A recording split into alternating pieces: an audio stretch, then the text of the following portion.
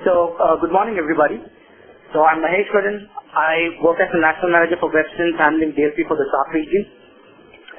So, my job role, of course, other than doing sales and pre-sales, demands me to do data loss risk assessments for customers and also derive implementation strategies for deploying DLP in large customers and prospects.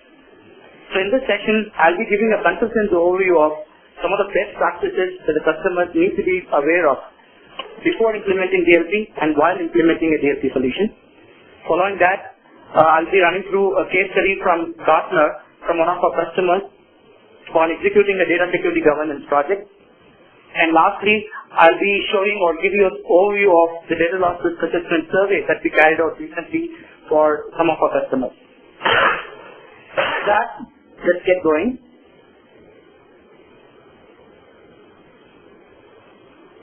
So, we and also the other analysts from the industry feel that organizations have to stick to these five-prong approach while implementing a DLP solution. And in this slide, I'll be touching upon some of the best practices that needs to be adopted in each of these phases. So let's go in with the first phase, the data and risk identification. So this is the most important or the critical phase while planning out a DLP deployment, and the success or failure of deploying DLP at an organization would entirely depend on how we plan this particular phase. And some of the factors that we have to consider in this particular phase would be, of course, scoping it right. I think Vishal mentioned about this in a brief way. We have seen organizations trying to classify everything, and finally they end up implementing a DLP solution which becomes totally unmanageable. And we have also seen customers trying to classify data first and then implement data protection strategies, but the data classification process itself takes lots of time and they end up not implementing data protection strategies at the time that they have intended. So scoping becomes very important. So what we recommend customers is to start off with critical business units in an organization. So it could be, let's say for instance, if the organization is focused on developing intellectual property, we recommend organizations to look out critical business units which is very important for them, or it could be like business units that have sensitive information or corporate sensitive information, or it could be even a project specific information. So like one of the customers would demand a project specific information to be protected and DLP strategies to be developed for this particular information. So the scoping has to be minimal and right, and once it's done and once DLP strategies are implemented, probably the scope can be extended to other business units and other information that the organization wants to protect. Second important factor would be setting up the responsibility matrix. So even before implementing a DLP, we recommend at least 3 responsibility matrix to be set right. The first being the responsibility of letting IT or security know what needs to be protected should lie with the business unit head.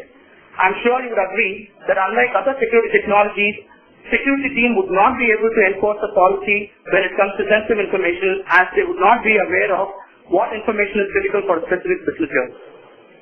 And the second responsibility would be the responsibility of determining the life cycle of an information again would lie with the business unit head or the person who is being delegated from the business unit. So when I say the life cycle, the moment the information transits itself from private to public, the business unit head should inform the security team about it, and that particular data should not be monitored for any data leaks. And the third and the most important responsibility would be from incident management and reporting perspective, which I'll be covering in detail in the fifth phase.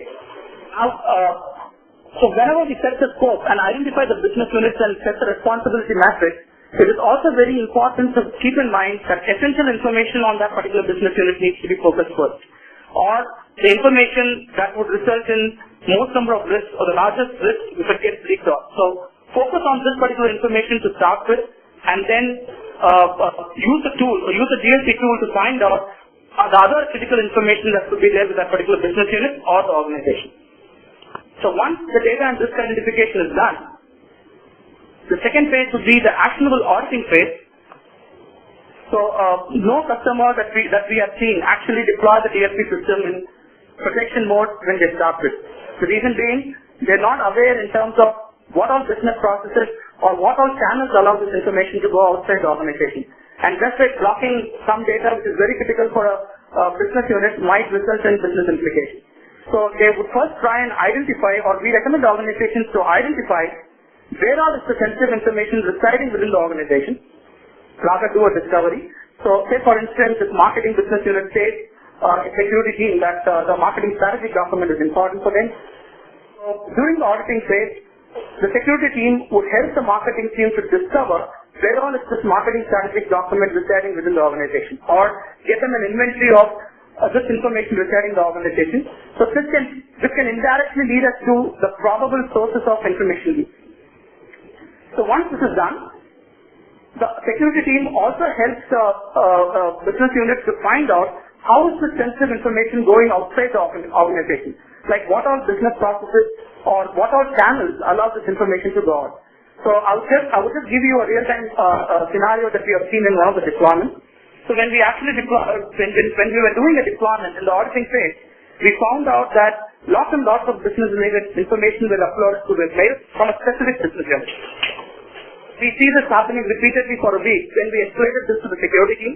And when the security team initiated discussions with the business unit head, the business unit head was telling the team that this is happening for the last 1.5 years, and the reason that they have to do this is because they have approached HR to increase the staff, and that didn't happen. And they have also asked the management to provide more laptops to these business unit representatives, and even that didn't happen. So the only way they could ensure that their business gets completed or their work gets completed is to take data or upload data over the web and work from home.